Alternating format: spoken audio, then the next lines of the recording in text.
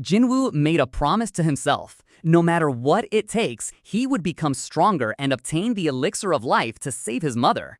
But after seeing the terrifying power of the S-rank demon castle, he realized one harsh truth. He still wasn't strong enough. So how will Jinwoo continue to grow? And what will happen when he finally reunites with the teammates who abandoned him in the double dungeon? For years, Jinwoo's mother has remained in a coma, kept alive only by life support machines. Back when he was just the world's weakest E-rank hunter, he could barely earn enough money from dungeon raids to cover her hospital bills, let alone cure her illness. But everything has changed. Now he possesses the recipe for the Elixir of Life, and he knows that if he can reach the deepest floor of the demon castle, he can finally wake her up. The problem? At his current strength, even the castle's gatekeeper nearly killed him. Going deeper would be nothing short of suicide. If he wants to save his mother, he has only one option: become much stronger. Jinwoo meets with Yoo Jinho and gets straight to the point. I'll join your future guild, but first, I need to get stronger. My condition is simple: we clear 19 C-rank dungeons together. Jinho is stunned. 19 C-rank dungeons? Those raids normally require 8 hunters. You're asking me to walk into a death trap? But Jinwoo already has a plan. Just like Hwang Dong-suk's team did, they can recruit temporary members just to satisfy the minimum party requirement. Once the gate opens, the real fighting will be handled by only the 2 of them. Jinho is terrified, but he also believes Jinwoo is hiding incredible potential. If he can recruit him now, one day he'll have an S-rank hunter on his side. Swallowing his fear, he agrees. Meanwhile, Jinho has problems of his own. His father is one of South Korea's biggest real estate tycoons, but in a world ruled by dungeons, true power belongs to the nation's 5 major hunter guilds. His father wants to break their monopoly by creating a brand new guild led by an S-rank hunter, and that responsibility has fallen on Jinho's shoulders. That's exactly why he's so desperate to recruit Jinwoo.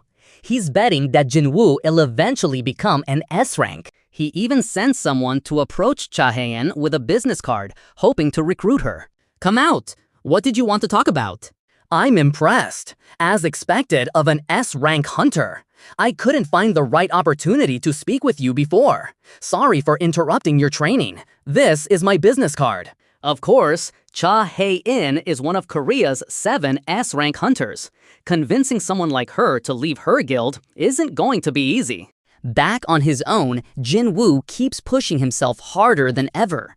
He completes far more than his daily training, running twice the required distance.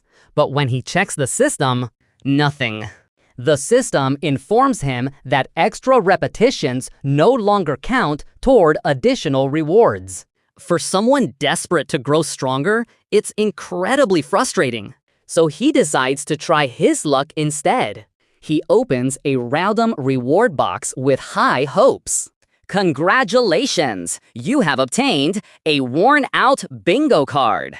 Jinwoo stares at the useless piece of paper with the exact expression anyone would have after pulling the worst possible prize. Seriously? That's it? The episode's title couldn't be more fitting. It's so frustrating. Just as Jinwoo wonders how he'll continue leveling up, his phone suddenly rings. The Hunter Association is recruiting hunters for a D-rank dungeon raid.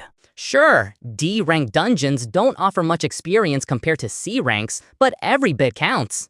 Without hesitation, Jinwoo accepts. What he doesn't know is that several familiar faces receive the same recruitment notice. Song Ji-yul, the veteran hunter who tried to save everyone in the double dungeon. Lee Ju-hee, the healer Jinwoo risked his life to protect.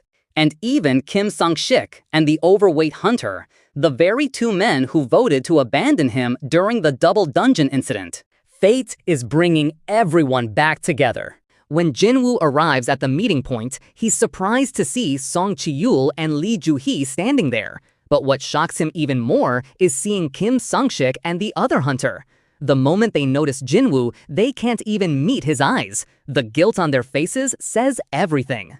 Before anyone can catch up, a black transport van pulls into the parking lot. The doors open. 3 prisoners wearing prison uniforms step out. They're C-rank hunters currently serving prison sentences and have been assigned to participate in dungeon raids as part of a labor program. Accompanying them is a man wearing the Hunter Association's Inspection Division uniform. His name is Kang Taeshik, a B-rank hunter. The Hunter Association's Inspection Division will be sending Inspector Kang Taeshik with your team. As a B-rank hunter, even if all 3 C-rank prisoners become hostile, he's more than capable of handling them alone, so there's no need to worry. Lee Joo-hee hesitates. The trauma from the double dungeon still haunts her, and she considers backing out. But then, she sees Jinwoo, the man who once saved her life. Seeing him standing there gives her just enough courage to stay.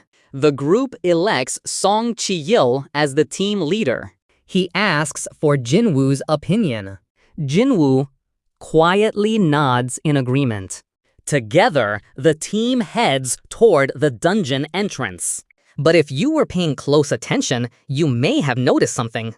Inspector Kang Taeshik lets his eyes linger on Jinwoo for just a moment longer than everyone else. Is he really here only to supervise the prisoners?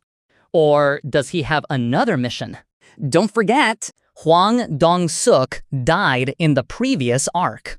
And his older brother, Hwang Dong-soo, is an S-rank hunter. Could the Hunter Association already be investigating Jinwoo?